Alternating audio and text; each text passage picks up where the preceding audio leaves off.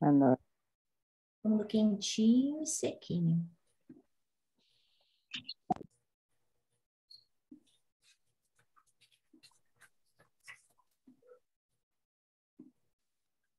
Vocês, por favor, dê uma mensagem no grupo avisando que a gente vai começar.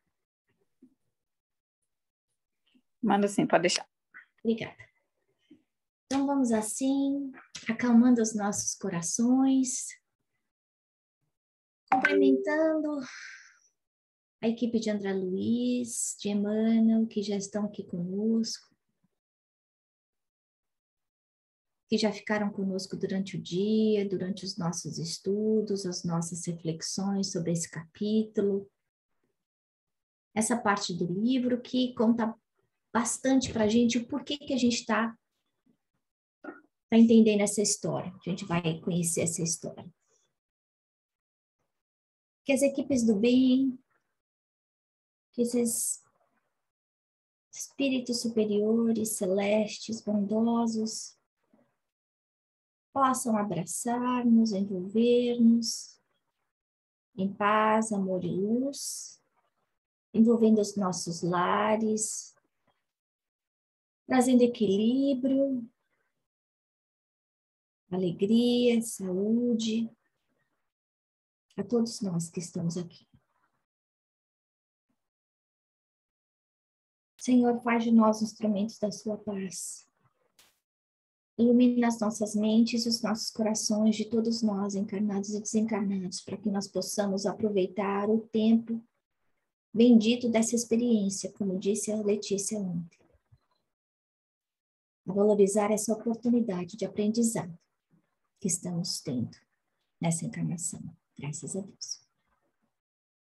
Bom, pessoal, então a gente está vendo aí a segunda parte do capítulo 3, e a gente vai conhecer um pouquinho mais essa história, né? O porquê, o que está acontecendo com essas pessoas. Bom, primeiro a gente vê a chegada de uma segunda entidade, essa ainda mais sublimada do que a outra, né? Ela parece como se fosse um anjo com uma auréola dourada. Fica imaginando, né? Essas entidades tão superiores e do jeito que é, né? Lembra que a gente viu, inclusive, que precisa de médiums, de efeitos físicos, né? Para que elas possam se comunicar, porque o perispírito delas já é diferente, já é de uma densidade diferente do perispírito da Terra. Então, elas precisam de uma ajuda aí para essa condensação. Essa ainda mais evoluída do que aquela mãe que apareceu, que a gente estudou na aula passada. Se chama Matilde. E é interessante que ela vem, ela se apresenta como uma mãe espiritual dessa criatura que está nas zonas abismais. Então, a gente vê que são zonas infernais, não as cavernas, não lá o ponto mais baixo, mas uma zona onde existem espíritos realmente cruéis, interessados em fazer o mal. Diferente do umbral, onde os espíritos são muito mais ignorantes, usar uma palavra chula, tipo, sem noção, mas sem essa intenção, essa premeditação de fazer a crueldade mesmo, né? É interessante a gente ver que é necessário, na lei de ação e reação, para o ajuste, que todos os envolvidos sejam incluídos. Então, a gente não entende essa peça do quebra-cabeça, mas é importante a gente perceber que todos aqueles que, de alguma forma, foram ligados naquele drama como vítimas ou como algozes, direta ou indiretamente, vão ter que fazer parte dessa solução. E a gente está vendo essa conversa, essa visita, nesse lugar triste, nesse lugar sombrio, a gente não pode esquecer que a gente já esteve lá também. Pela nossa pequeneza ainda, a gente não consegue se lembrar. Graças a Deus a gente não se lembra aqui. Mas a gente muitas vezes não se lembra nem quando está lá, né? Só as entidades que estão mais evoluídas ou trabalhando diretamente nesses casos é que conseguem ter uma visão mais ampla das suas experiências anteriores. Mas ela fala que já tem 50 anos que ela está tentando aproximação. Gente, 50 anos em 9 séculos. A gente vai ver quem é essa pessoa, o Gregório. Mas a antipatia, não a antipatia, porque ele continua amando a mãe. Mas a distância vibratória estava tanto que ela não conseguia nem se aproximar dele. E a gente vê também nesse capítulo que a luz dela é tanta que ela não pode nem entrar lá dentro, né? Ela tem que esperar ele na porta para que ele possa receber a luz dela. Olha só que coisa. Porque ela poderia, sim, alterar o seu perispírito, entrar lá dentro, como a gente está vendo, como a gente sabe que o André Luiz vai ter que fazer junto com o Rubio e com o Eloy. Mas aí ela teria que apagar a sua própria luz. Né? E o ponto aí é essa luminosidade dela funcionar como um despertamento consciencial para o Gregório. E quem foi esse Gregório? Então, se vocês olharem na internet, vocês vão encontrar informações completamente diferentes. Eu estou indo pelo que eu ouvi o Haroldo falar, que eu não sei dizer qual é a fonte, infelizmente eu procurei na internet, mas eu não achei. Eu escutei uma palestra do Haroldo há muito tempo atrás, relativa a esse livro, falando quem era esse Gregório. O Gregório foi, na verdade, ela fala, né, como filho espiritual dela, a gente imagina que tenha sido alguém muito querido numa vida anterior, a gente sabe que laço de mãe é uma coisa diferente, e a gente sabe que o amor junta não separa mesmo, mas ele foi descrito como o Papa no século XII, chamado Papa Gregório IX. Esse foi o Papa que encontrou, que para quem o São Francisco foi pedir ajuda. Não sei se vocês se lembram dessa história de São Francisco.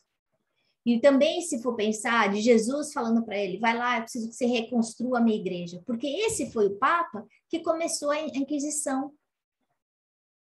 Olha só que coisa, que talvez tenha sido essa marcha aí de 90 graus do cristianismo que deu uma bagunçada muito grande e que criou rupturas tremendas, né, em relação às pessoas e Jesus, porque a Igreja Católica aí representando a doutrina de Jesus, certo? E ele era uma pessoa muito inteligente, ele era muito forte, ele tinha um papel muito grande de juiz. Eu até achei interessante isso, eu pesquisando na internet hoje, para entender o que ele tinha feito, né? Quem tinha sido ele. Claramente uma pessoa de um braço muito forte, muito poderoso. Ele queria aumentar o poder da igreja. E aí, a ideia da Inquisição. E aí a gente imagina o tanto de dívidas que ele acabou acumulando, né? Sofrimento. Isso enquanto encarnado. Quanto desencarnado, ele vai para essas regiões abismais e ele é um líder. Mas olha só que coisa interessante, ele não é o líder do líder, quer dizer, o líder dos líderes. Não, ele ainda tem uma outra pessoa para quem ele responde, que é esse grande juiz. Mas é interessante porque, no final, essa visão, né, de um grande juízo final combina muito com essa história que a gente está vendo aí. E eu achei interessante o papel da emoção, do sentimento. Que, gente, antes da gente fazer qualquer coisa, antes da gente pensar, a gente sente. O sentimento e o pensamento, eles estão muito próximos. Agora, porque você veja assim, eu tô com raiva de alguém e aí eu penso em fazer o mal para aquela pessoa, né?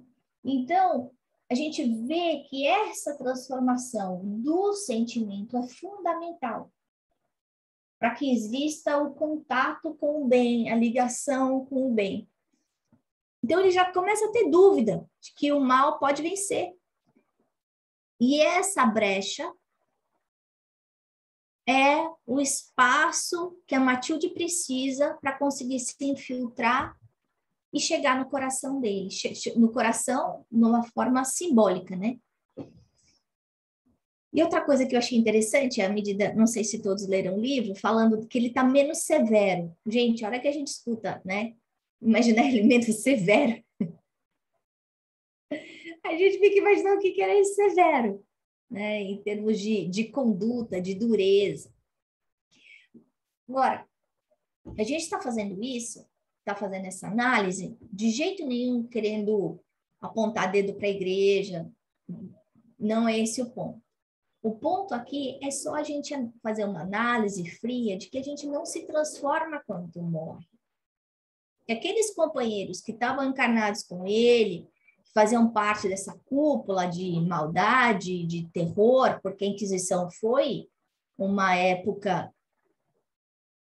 horrorosa da humanidade, continua do mesmo jeito. Outra coisa que é importante a gente lembrar é que a gente não é santo, né? E nós sabemos, os espíritas de hoje, muitos de nós fomos esses católicos que ficaram na Inquisição, que fizeram as cruzadas, que mataram muita gente por dinheiro, fingindo que era para defender a igreja, mas o que a gente queria mesmo era conta bancária mais gordinha. Nós fomos aqueles que assistimos Jesus na cruz. E aplaudimos ou não dissemos nada. Então, esse passado sombrio da humanidade não foi escrito pelos outros, foi escrito por nós. Então, quando a gente está lendo essa história, a gente tem que remontar a nossa responsabilidade também. Porque a gente está vendo que essa ligação entre esses espíritos desencarnados que estão na crosta e nós aqui é que nem de magnetismo, que nem de magneto mesmo, de ímã. Que todas as vezes que a gente fica com raiva, que a gente tem ódio, que a gente fica revoltado, que a gente reclama de Covid, que a gente briga com o marido, que a gente fica com raiva da sogra, a gente está se ligando a essas entidades. Essas entidades com quem muitas vezes a gente já tem uma teia de relacionamentos muito grandes e que precisam de alguma forma da nossa energia de encarnados, que é o nosso fluido vital, para conseguir fazer todas as coisas ruins que eles querem. Aí vem o título do livro, que é Libertação. Libertação do quê? Por que chama libertação? A gente está falando da libertação do Gregório? Não. Essa libertação é a nossa libertação, porque se a gente continuar apegado ao poder, à riqueza, a título, ao orgulho, de ter vergonha das coisas erradas que a gente fez, e aí por culpa a gente esconde a cabeça que nem avestruz embaixo da terra, fingindo que nada existiu e não quer consertar. Ou a gente continua carregando aquele ódio, ódio do pai, ódio da mãe, ódio do filho, ódio do marido. Quanta gente se separa, divorcia, depois de 30 anos continua odiando a mesma pessoa. Não consegue dar o próximo passo. E aí a gente fica vivendo naquele passado cheio de ranço. Então, esse livro, Libertação, não é a libertação de uma pessoa. A gente vai estar, claro, estudando aí como ele foi retirado. Mas ele está sendo retirado, claro, pela benemerência da mãe espiritual, da Matilde, que é super evoluída, muito mais do que todos nós juntos. Mas ele está sendo libertado porque ele está modificando o quê? A sua forma de pensar e a sua forma de agir. Isso eu acho que é muito importante a gente avaliar, refletir. Que toda vez que eu achar que é mais importante o que eu tenho do que eu sou, toda vez que eu achar que eu sou mais importante do que o outro, seja dentro de um supermercado, de uma loja, na rua, eu estou me algemando. Essa algema pode ser de ouro, pode ser de prata, pode ser de diamante, eu vou estar me algemando. E essa algema, ela vai continuar no plano espiritual. Aí a Matilde falando, olha só o que é amor de mãe, né? Que a gente não consegue entender. Não dá para descrever. E é interessante que o amor de mãe já é tanto, né? Já começa 9 meses antes do que o do pai, né? Já vem carregando antes de carregar os filhos mesmo. Antes do pai conhecer o filho, a mãe já está com ele na barriga. Então, ela fala, descerei dentro em breves anos para o torvelinho das lutas carnais. Ela sabe que ela vai para o fogo cruzado.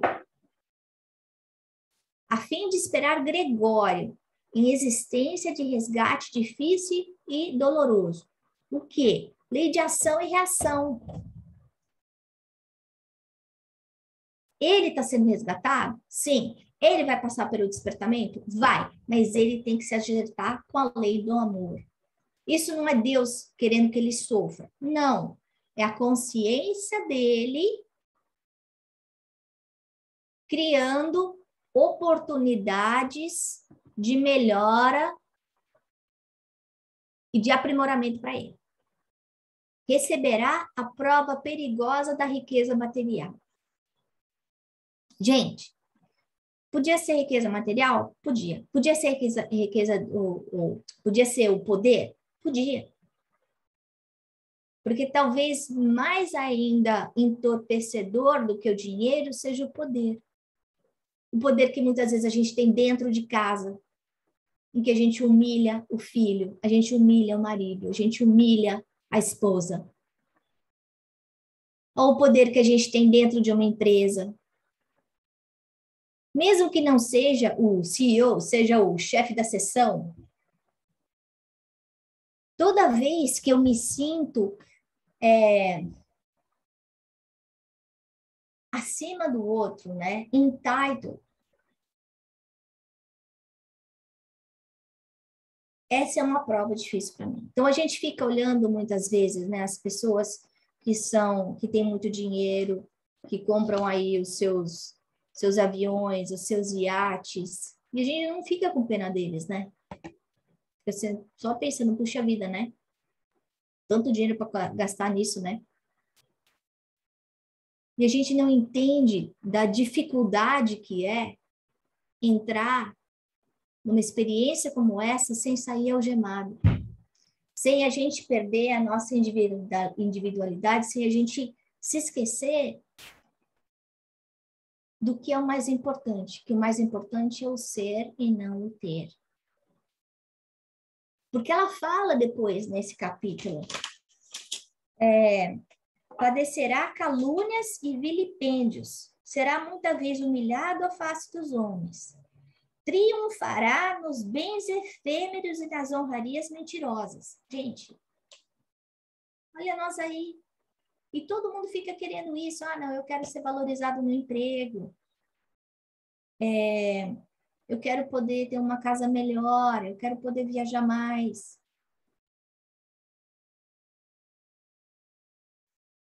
E aí ele fala, depois ela fala.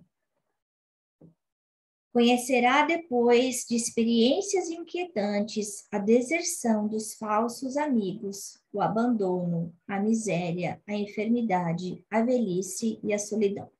Aí alguém pode falar para mim, poxa, Ana, mas aí o destino dele já não está definido? Não, não está. Porque da mesma forma que ele plantou o mal e ele vai estar colhendo o mal, se ele souber aproveitar essa oportunidade e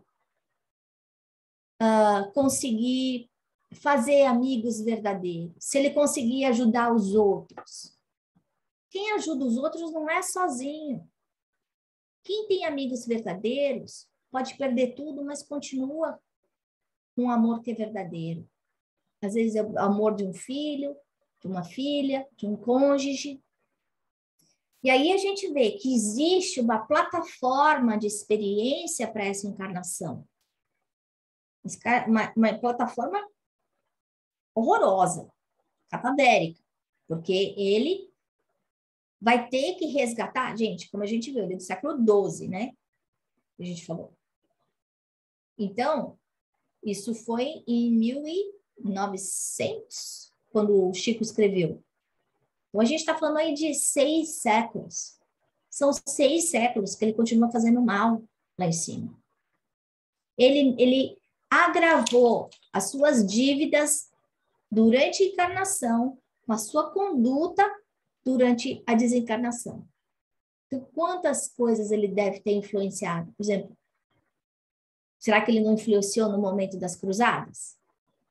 Para aumentar ainda mais o poder da igreja? A gente não sabe. Mas se essa interseção do mundo espiritual com o mundo carnal é tão coesa, e se ele fazia parte desse grupo de religiosos focados no poder da igreja, se esquecendo de Jesus, que é amor, com certeza teve influência dele. Então vamos lembrar que, sim, ele vai ter que passar por experiências difíceis pelas escolhas que ele fez. Dito isso, pelo seu livre-arbítrio, ele pode diminuir o seu sofrimento. Algumas coisas ele vai ter que passar. Por exemplo, a gente tem que passar por uma doença difícil. Tem, porque aquilo já está no nosso perispírito e precisa usar o corpo como aquele filtro para que a gente se livre daquela doença. Se cure. Então, a doença, na verdade, é o final da expiação. Já passou.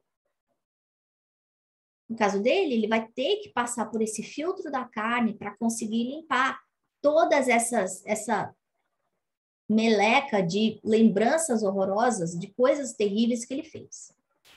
Mas ele ainda tem controle do que ele pensa, do que ele faz. Da mesma forma que nós, enquanto doentes, eu tenho controle. Eu posso ficar na posição de vítima, eu posso virar uma pessoa amarga, ou não. Eu posso servir de alguma forma como uma inspiração para os outros, como força, como resiliência, como paciência, talvez para o meu marido, para o meu filho. E a gente vê esses reveses acontecendo ao nosso redor. A gente não entende, a gente sofre, mas a gente não sabe o porquê. Mas a gente entende que existe uma lei maior de causa e efeito. Aí ela continua. Nas amarguras e desilusões que o ajudarão a reestruturar e aperfeiçoar os poderes da mente. Então, para que é a dor? A dor é só para sofrer? Não. A dor é para quê? Para mudar aqui o circuito dentro da nossa cabecinha. Para quê? Para eu ficar menos egoísta, menos orgulhoso, menos melindroso. Eu saí do meu eu, da minha concha, do que é só bom para mim, do que eu quero, da hora que eu quero, do jeito que eu quero.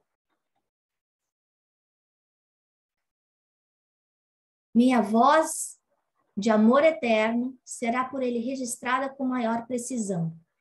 À medida que a gente sofre, eu acho que todo mundo que está aqui já sofreu alguma coisa muito difícil, né? Estou vendo alguns rostos.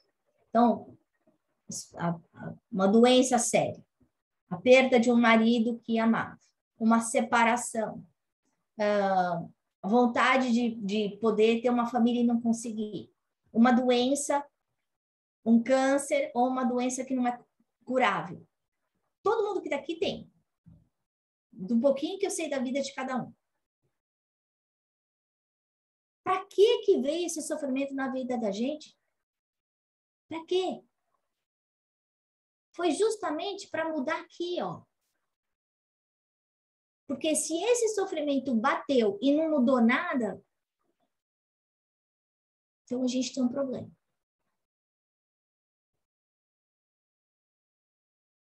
Porque essa é a oportunidade da gente criar esse canalzinho de ligação com esse amor maior.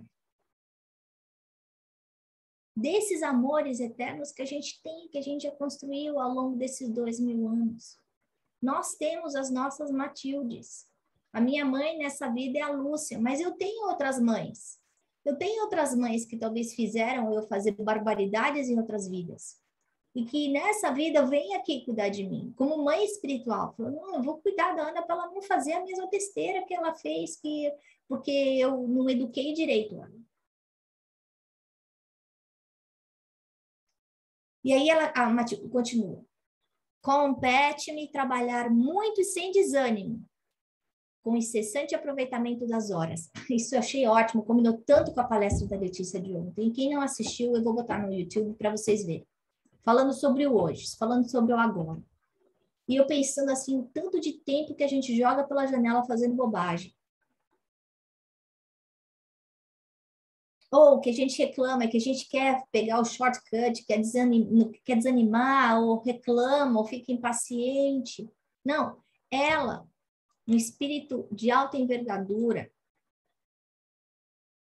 vem para cá para cuidar do filho. O filho que é o próprio demônio, né? Vai ser o demônio encarnado, né? Porque já fez muita barbaridade. O demônio não como Satanás, porque Satanás é só simplesmente uma pessoa que erra, né? E ela tá falando, eu vou ter que trabalhar muito. Por quê? Porque ela tem conta conjunta com ele. Ele vai ter que trabalhar. Ela também. Mas ela fala, eu não consigo, não vou conseguir ser feliz se eu não conseguir libertar ele dessa situação. Olha só, como a gente cria esses laços de amor que são tão fortes, em que aquele que está lá em cima pode se libertar e ir embora para um lugar muito melhor do que o que está, mas não vai. Não vai porque não larga a mão da gente. Fala assim, não, eu vou ajudar. A gente nunca está sozinho. Eu acho que esse pedaço, é uma mensagem de esperança tremenda para todos nós. Quando a gente achar que está tudo perdido, não tá, a gente não está sozinho. A gente vai ter que passar por umas estradas esburacadas.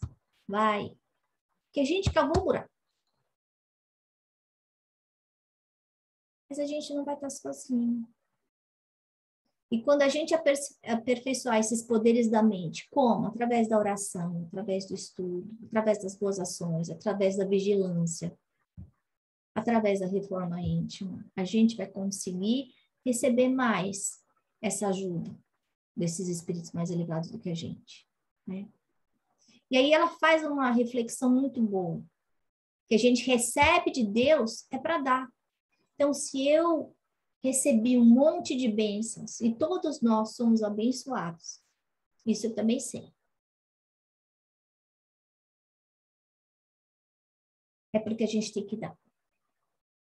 A gente não recebeu para ficar guardado dentro de um cofrinho. Aí vem o que Jesus falou: quem mais foi dado, mais será pedido. A parábola dos talentos. E aí ela falando mais um pouco, a Matilde, mais se colhe aquele que mais semeia. Uma lição tão básica que a gente está falando com a evangelização infantil. Isso que a gente esquece. Se eu quero ter um jardim florido, eu vou ter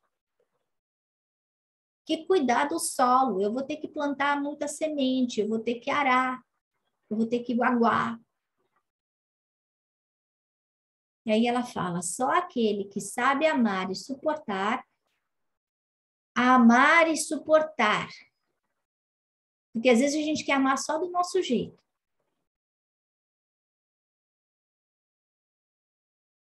Consegue triunfo nas consciências que se degradaram no mal. Então ela está avisando a gente. O amar tem que vir junto com a paciência, é bundle. O amar tem que vir junto com a resignação, é bundle.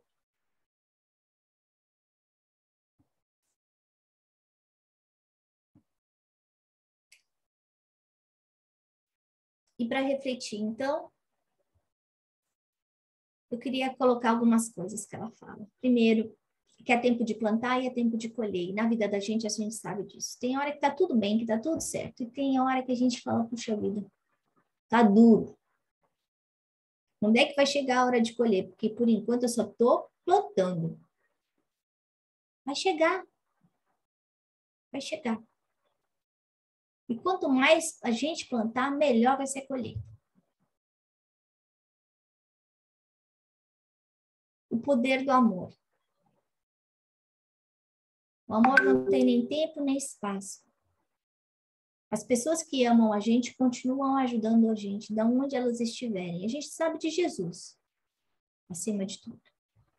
Que se existe aí uma dificuldade, né, de transformação perispiritual para Matilde, imagina Jesus para reencarnar, ou para encarnar, ou como a gente vai ver aí quando eles entram no próximo capítulo, no capítulo 4, que eles estão entrando nas zonas abismais, essa mudança toda perispirítica. Eu fiquei imaginando a transformação de Jesus, né?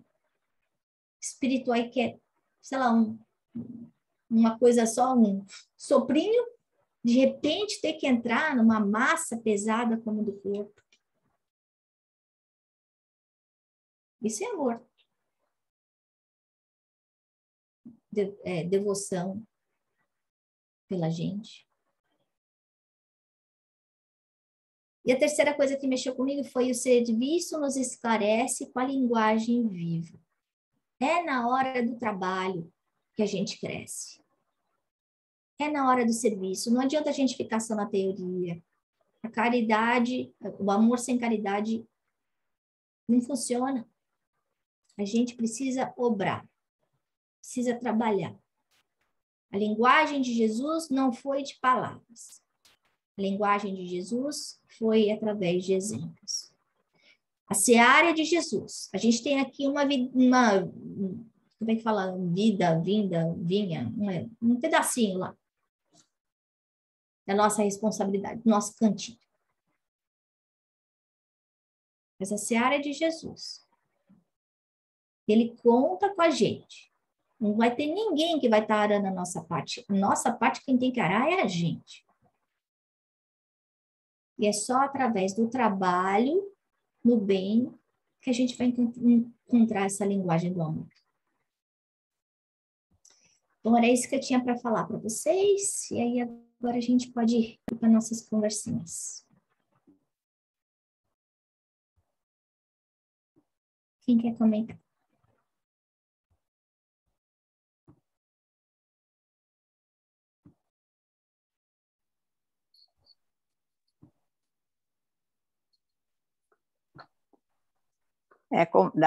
Dá licença, eu vou falar uma coisinha. A Lúcia, na semana passada, pediu que a gente registrasse, né, frases que mais nos tocassem. E eu registrei várias frases, mas ali diz assim, quando talvez... agora eu não marquei o parágrafo, falando sobre ele, se não me engano. Acho que é o Gúbio falando alguma coisa. Fala assim, eu estou aqui, eu achei. Sob o gelo que lhe cristaliza os sentimentos, descansa inapagada a chama do amor que nos une para sempre. Talvez o Gúbio que estivesse falando isso, né? Foi a Matilde. Me chamou que é a Matilde, né? É isso. Então, quer dizer que sob aquela capa que ele demonstra na aparência, né? Então ali tem um sentimento ali que vai vibrar num determinado momento, né? Essa chama do amor que nos une, eu unia ela e o filho, né? Como ela disse que para todos, qualquer um de nós, ele é um monstro, mas para ela não. Para ela, ele é uma preciosa, e também esse aqui eu registrei, eu copiei até, que é uma preciosa joia, que diz, né? É uma joia primorosa do coração ansioso e enternecido. como é o amor mesmo, né? Uhum. Depois de tanto tempo, e eu achei bonito isso, quer dizer, para os outros é um monstro, para ela não é, né? É alguém que tem a recuperação, né? Alguém que tenha o potencial para se transformar.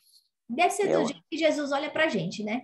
Pois é, dessa mesma forma. Né? Desse diamante é fruto que a gente tem que porque passar pelas experiências que a gente tem que passar. Isso, nós temos que burilar isso, né? É custoso, é trabalhoso, dá trabalho, mas no final é compensador, né?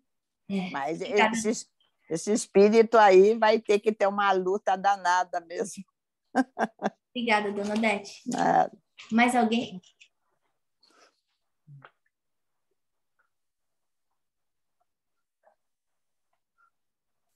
Gente, ninguém. Então eu vou falar. O amor, né? Eu selecionei 3 frases. Não, esse amor incondicional, assim, né? Para mim ficou isso, nessa fazer, assim, se sacrificar, né? Que ela vai, né? Passar por isso para ajudá-lo. Então, isso é um amor que não sei, que não tem como explicar, né? Racionalmente. Uhum. A gente não consegue entender ainda, né? Eu sou muito limitada nisso. Então... Fala, mamãe. Eu separei 3 frases. No meu livro, uma delas está na página 46, que é magistral. Todas as medidas, no sentido do bem, são planejadas pacientemente ao longo do tempo. Isso dá um conforto para a gente, saber que tudo que acontece conosco realmente foi estudado, foi planejado, sob medida, não para nos castigar, mas para nos proporcionar oportunidade de crescimento, de harmonização. Né? A outra frase foi a que a dona Odete gostou também, da chama do amor. Isso. É outra lição que dá para a gente aplicar muito no dia a dia. Por mais complicado que seja um relacionamento, social, familiar, em qualquer nível, a gente olhar sempre esses desencontros, esse desgaste da convivência, com essa certeza de que por baixo dessa tragédia tem a sementinha do amor, né? Que um dia vai florescer. E a última é coração de mãe falando, não vou conseguir ser feliz enquanto meu filho não for feliz. Né? Para todo mundo ele é um bandido, para mim ele é uma joia. Isso é o preparo prévio para a missão da maternidade. Né? Eu separei aqui um pedacinho que está bem próximo disso que a dona Odete falou e que a senhora falou agora, dona Lúcia, que acho que naquela mesma interlocução entre ela e o Gúbio, que ela fala sobre o pranto dela, né? Que não é um pranto de mágoa, mas sim de amor, né? E aí ela fala, é o amor que o Senhor acendeu em nós, que Deus acendeu em nós desde o princípio. Estamos presos diante de Deus pelo magnetismo divino, tanto quanto as estrelas que se mantam umas às outras no império universal. Eu achei muito linda essa frase, né? A alusão que ela faz a essa energia e a essa, para mim, volta a questão da universalidade, das leis universais, né? A lei do amor, o quanto a gente está magneticamente ligados, nós estamos ligados uns aos outros, né? Como as estrelas estão umas às outras. Então, achei muito bonita essa passagem. Muito lindo, Luiz. Mais alguma coisa antes da gente encerrar?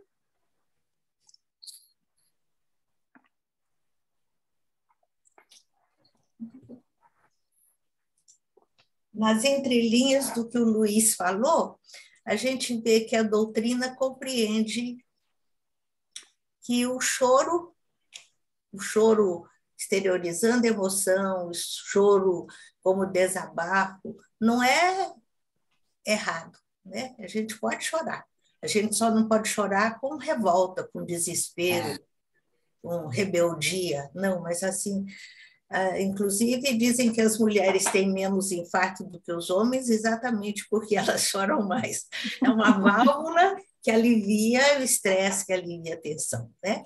Mas, claro, tudo sob medida, não podemos ficar chorando toda hora por qualquer motivo. Nos momentos mais difíceis, é permitido. E esse livro foi um livro fantástico que preencheu a gente de lágrimas em vários momentos, né? Como eu me emocionei lendo esse livro, impressionante. Do começo ao fim, ele tem momentos... Eu li parte desse livro em voos entre aqui e o Canadá, e às vezes acho que as pessoas ficavam olhando para mim, né? Que esse maluco tá chorando aí? Era o livro. E se você falar por que você está chorando, vamos achar mais maluco ainda. É mais maluco ainda. Pior ainda, exato. Não vão entender. E aqui tem uma frase que ela fala assim, ó, creio na vitória do amor, logo resplandeça o minuto do reino. Entendeu? Então, a gente fica aí nessa sintonia dessa vitória do amor, né? A gente não sabe por que a gente está aqui, todos juntos, né? Esse grupo virtual, e muitos de nós nunca nos encontramos fisicamente. Mas aí, numa história como essa, a gente percebe que o acaso não existe.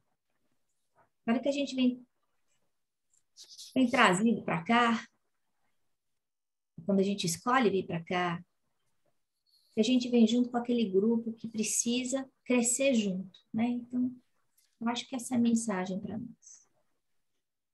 Nossa mensagem aqui de hoje é que a gente está aqui para aprender junto, para nos libertarmos, porque no passado a gente trabalhou na contramão.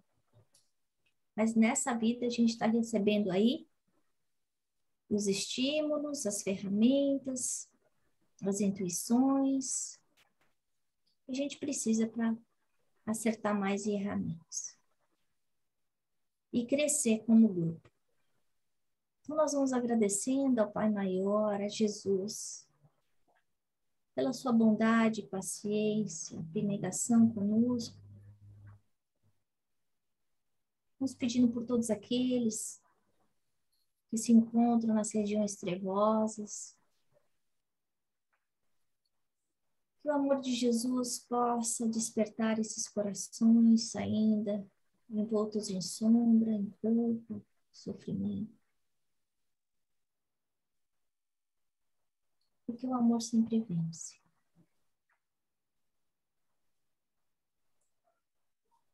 Pai Celeste Criador, fortalecei-nos e amparai-nos para que possamos lutar contra as forças do mal que tentam dominar o mundo. Veneráveis mensageiros espirituais, trabalhadores do bem, fortalecei-nos e amparai-nos para que possamos lutar contra as forças do mal que tentam dominar o mundo. Nosso Divino Mestre e Salvador, querido Jesus, fortalecei-nos e amparai-nos para que nós possamos lutar contra as forças do mal que tentam dominar. Graças a Deus.